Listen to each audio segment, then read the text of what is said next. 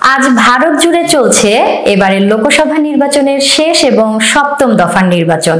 আর তাতেই নিজের কেন্দ্রে ভোট দিলেন মিঠুন চক্রবর্তী। শনিবার সকাল সকাল বিজেপির নেতা তথা অভিনেতা ভোট দেন। এদিন তার পোলিং বুথ পড়েছিল পশ্চিমবঙ্গের বেলগাছিয়ায়। সেখানে তিনি ভোট দিয়ে বেরিয়েই সাংবাদিকদের মুখোমুখি হন। এএনআই-কে দেওয়া একটি সাক্ষাৎকারে অভিনেতা জানান, আমি একজন বিজেপি ক্যাডার, আমি আমার দায়িত্ব পালন করলাম। তবে কাল থেকে আমি সিনেমা নিয়ে কথা বলবো, কারণ আমার একটা পরিবার আছে, তাদের দায়িত্ব পালন করতে হয় আমায়। আজকে ভোটের মধ্য দিয়ে ভারতের 543টি লোকসভা আসনে ভোট শেষ হবে।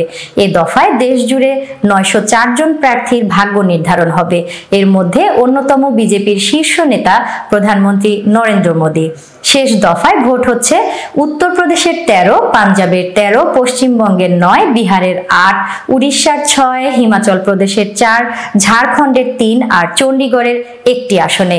এ দফায় মোট ভোটারের সংখ্যা প্রায় 10,06,00,000। দুটি কারণে শেষ পর্বের ভোটের মূল আকর্ষণ হয়ে উঠেছেন প্রধানমন্ত্রী নরেন্দ্র মোদী নিজেই। প্রথমত, উত্তরপ্রদেশের বারাণসী আসনে বিজেপির প্রার্থী তিনি। দ্বিতীয় কারণ, দক্ষিণ ভারতের শেষ ভূখণ্ড কন্যাকুমারীতে সমুদ্রের মধ্যে অবস্থিত বিবেকানন্দ রকে গিয়ে তার ধ্যান করার সিদ্ধান্ত।